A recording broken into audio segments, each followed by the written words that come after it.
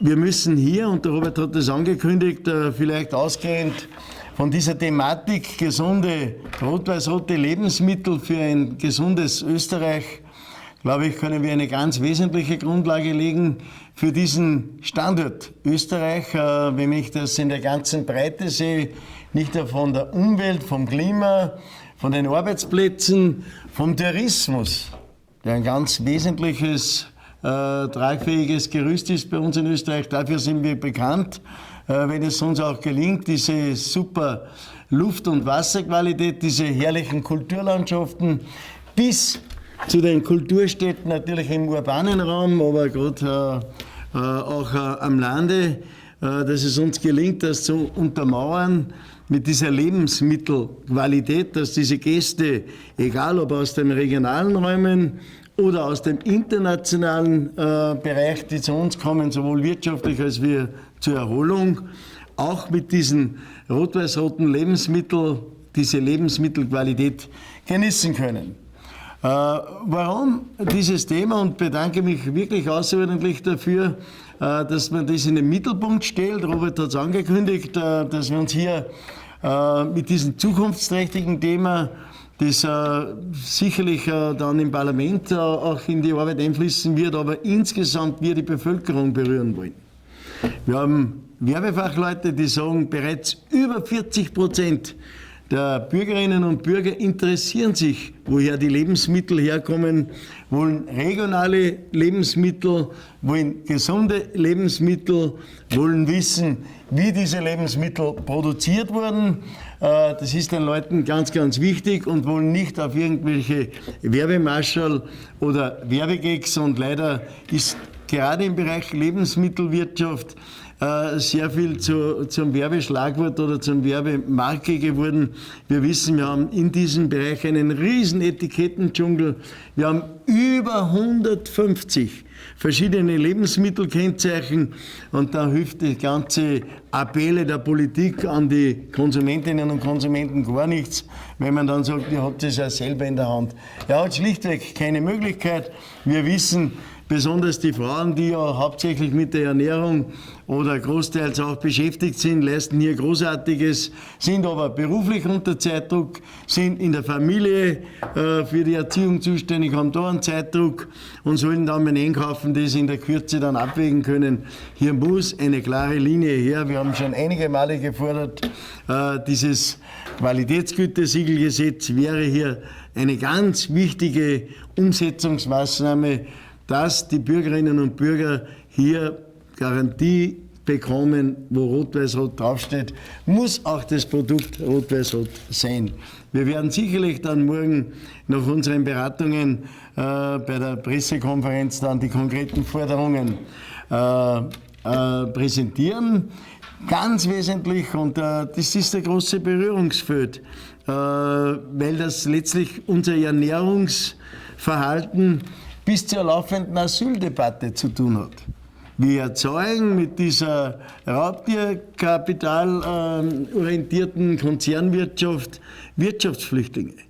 Wir erzeugen Klimaflüchtlinge. Dank ORF jetzt auch letztlich mit diesem Beitrag Landraub von Kurt Langbein und bereits jetzt mit einem zweiten Doku dazu, die Fettfalle, wird uns erst richtig bewusst, was hier passiert an Monokulturen, was hier passiert an Chemieeinsatz, dass die Leute ja dann direkt oftmals als gesundes Pflanzenfett zum Essen kriegen. Wir reden bereits von dieser Regenwaldabholzung, was hier ganz fatale Auswirkungen hat auf Klima, Umwelt, aber wieder zu den Klima- und Wirtschaftsflüchtlingen.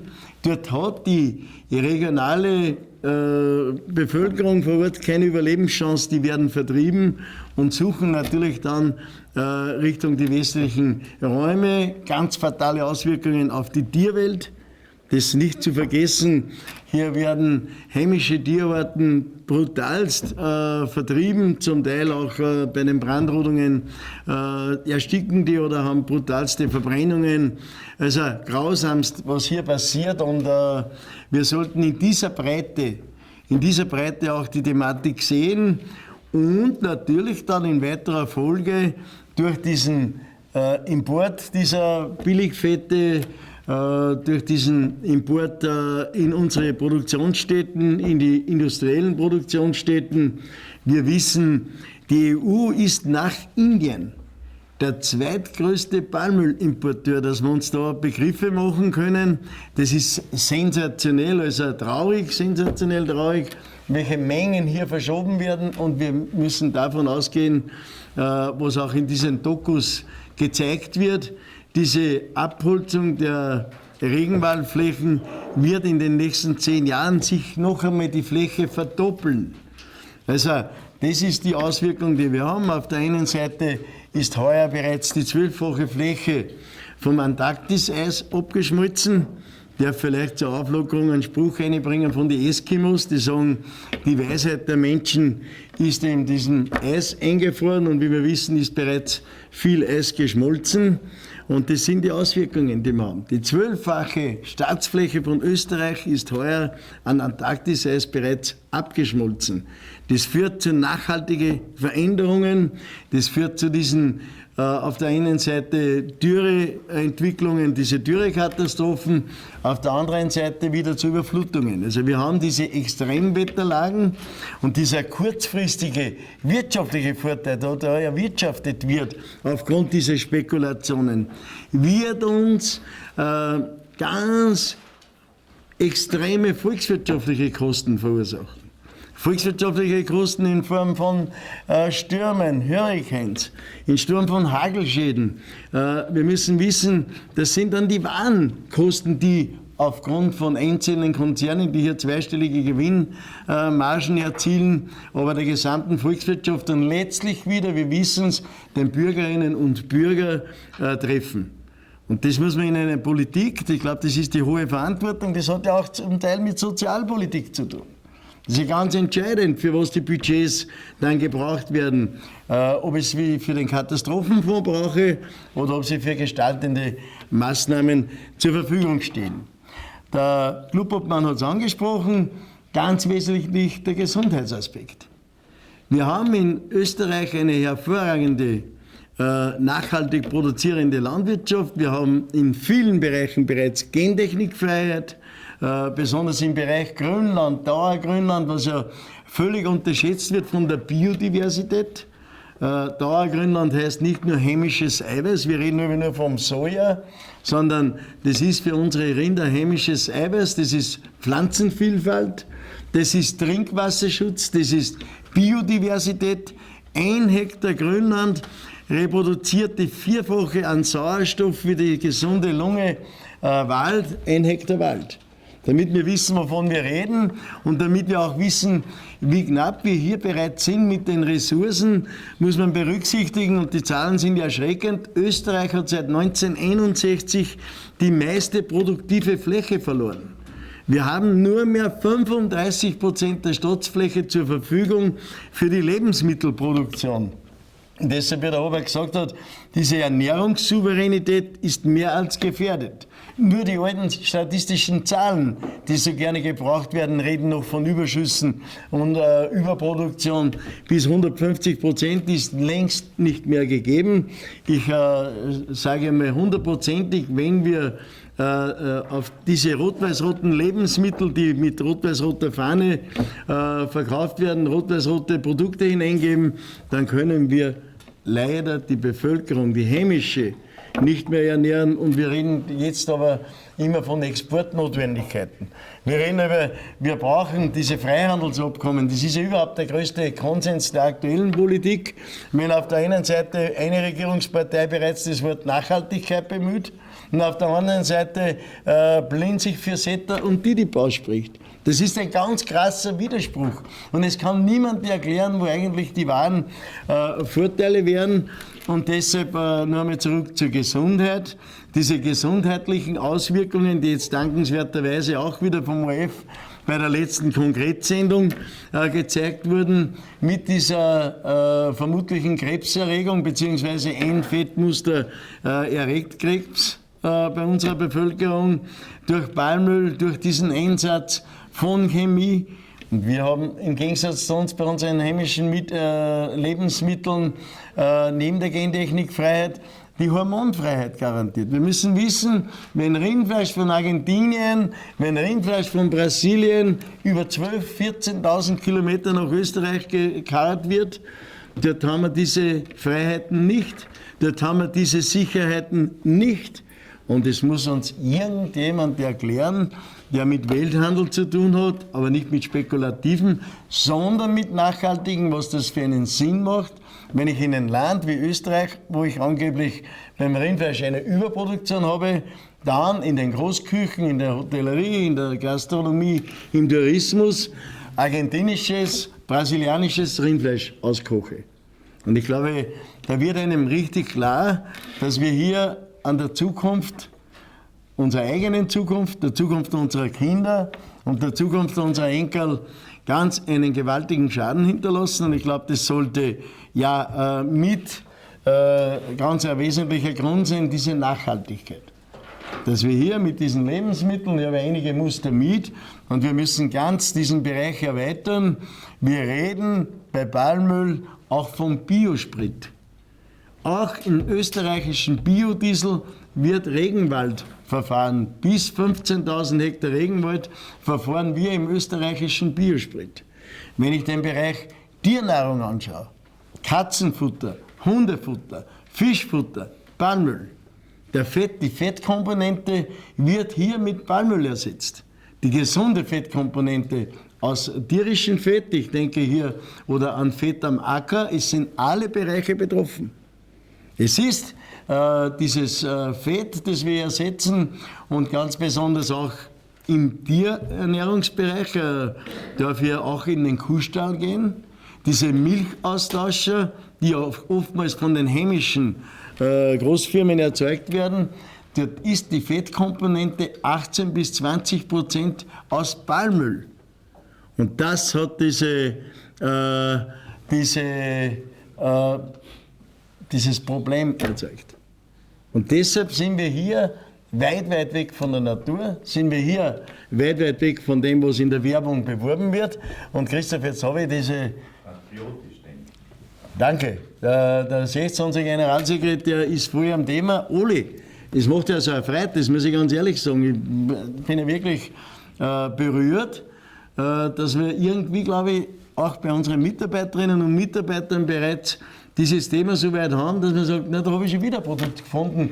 Und wenn man sich diese Palette anschaut, dann kommt man natürlich noch zum Lebensmittel, über die Kosmetik, über die Reiniger, die Reinigungsmittel, die Flüssigmittel, aber der ganz große Bereich, Großküchen, die ganzen Margarinebereich ist aus Palmöl und hat mit gesundem, natürlichem Fett nichts zu tun. Deshalb diese ganze Breite und möchte vielleicht abrunden, damit wir dann wirklich in die aktive Diskussion hineinkommen, oder Robert? Ich glaube, wir wollen jetzt nicht so lange in die Länge ziehen. Es gibt immer das Argument, ich höre das auch im Parlament öfter, na, das kann sich ja nicht jeder leisten. Und genau das muss das Ziel unserer Politik sein. Wir dürfen nicht eine Zwei-Klassen-Medizin haben, aber schon gar nicht eine Zwei-Klassen-Ernährung. Das ist das ganz Wesentliche. Es muss der Hilfsarbeiter genau die gesunden Lebensmittel kriegen wie der Generaldirektor. Es muss das Kind am Land dieselben gesunden Lebensmittel kriegen wie das Kind im urbanen Bereich. Und ich möchte endlich mit dieser Lüge aufräumen, dass gutes Essen teuer ist. Ganz im Gegenteil. Wenn man nur einen Teil dieser Kosten hineinrechnet, die ich jetzt angesprochen habe, von den volkswirtschaftlichen Schäden, von den Klimaschäden, von der Verkehrsbelastung, von diesen zusätzlichen Belastungen, dann ist gutes Essen am billigsten. Und wie billig gutes Essen ist, beweist ja die österreichische Statistik. Die Kollegin Jara hat das ausgerechnet und die Alma, wenn wir den echten Warenmittelkorb nehmen, nicht den Supermarkt-Lebensmittelwarenkorb, wo natürlich Energy-Drinks, Mineralwasser, alles hineingerechnet ist, sondern wenn wir nur die echten Grundnahrungsmittel nehmen, Fleisch, Butter, Milch, Mehl, Brot, was wir wirklich zum Leben brauchen, dann geben wir von unseren Einkommen nur mehr 6,5% aus für die Lebensmittel. Ein ganz verschwindend kleiner Anteil von unserem Einkommen, der verwendet wird für das Wichtigste, für die Ernährung. Ich möchte immer dieses Beispiel bringen, ein guter Liter Motoröl, damit man die Garantie nicht verliert beim PKW, kostet heute bis zu 40 €, den nimmt man selbstverständlich, den gibt man dort rein. Und wir haben Qualitätsmineralwasser, die zum Teil sogar vom Ausland kommen, die bis 2 € kosten, dem Liter. Und der Liter Milch am Bauernhof kostet billigst wie vor 40 Jahren 29 Cent. Beschämend. Damit hat keine Bauernfamilie in Österreich beim Schweinepreis dasselbe, beim Getreidepreis. Kommt dann nur ganz gern zum Energiebereich. Eine Chance, den Betrieb wirtschaftlich zu führen, nachhaltig zu führen, an Generationen zu übergeben. Ich glaube, das ist das Wesentliche, das sollte auch unsere Leitlinie sein. Und weil ich gesagt habe, das geht bis zum Energiebereich, das ist wirklich völlig widersprüchlich, was da jetzt läuft. Und besonders nach diesem langen Winter, glaube ich, haben sich sehr viele Leute beschäftigt mit dem Heizmaterial. Es ist einfach eine Umweltsünde, wenn in einem Land, wir haben in Österreich 47% Waldfläche, dass dann in den Baumärkten, in den Lagerhäusern, in den Supermärkten, in den größeren Hotels das Heizmaterial zum Teil aus Ungarn kommt, die Pellets aus Ungarn kommen, aus Rumänien, aus Polen, aus dem Ausland, wieder hierher gefahren werden und die Politik diskutiert, ob man nicht die Treibstoffpreise erhöhen sollte. Nein, ich glaube, Robert, das wäre auch ein ganz wesentliches Ziel. Christoph ist der Verkehrsreferent, dass man diese sinnlosen Transporte einspart. Da könnte man der Umwelt sofort den größten Nutzen machen. Und wie weit der Bereich Umwelt, und die Ulla ist ja Umweltsprecherin, glaube ich, wird es in Zukunft noch wesentlich mehr herausarbeiten, wie weit Ernährung, wie weit hier Umwelt tangiert wird mit diesem Thema. Und die Walter aus der Grünen Mark, deshalb habe ich dieses Waldbeispiel gebracht und auch als Sprecherin für die Familien mit der Martina, wenn ich mir das anschaue, wir haben alle Lebensbereiche werden hier berührt mit diesem Thema. Das hat man in der letzten Zeit viel zu viel vernachlässigt.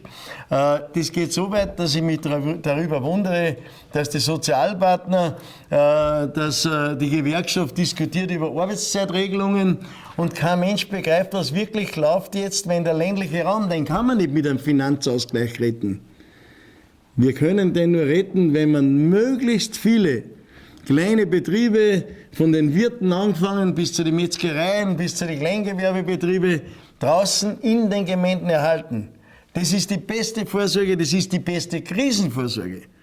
Das ist ja wirklich fatal, wenn man überlegt, wir haben einen Antrag eingebracht, nicht, über einen Lebensmittelkrisenplan, ist nicht notwendig, weil man immer das Gefühl vermittelt, der Überschüsse, die überhaupt nicht da sind. Und wenn morgen das Meer zufriert, wenn morgen die Häfen stillgelegt werden, weil politische Unruhen kommen, dann werden wir relativ schnell ein böses Erwachen haben, punkto Energieeigenversorgung, Energiesouveränität und Lebensmittelsouveränität. Und das sind die ganz wesentlichen Punkte, glaube ich, warum man mit diesem Thema so weit Berührung schafft, warum dieses Thema so grundlegend ist und was man darauf aufbauen kann. Ich denke, wir werden zwar höchst interessante Tage erleben. Ich bedanke mich noch einmal ganz herzlich, dass ihr nach Oberösterreich gekommen seid. Freut uns irrsinnig, motiviert uns irrsinnig.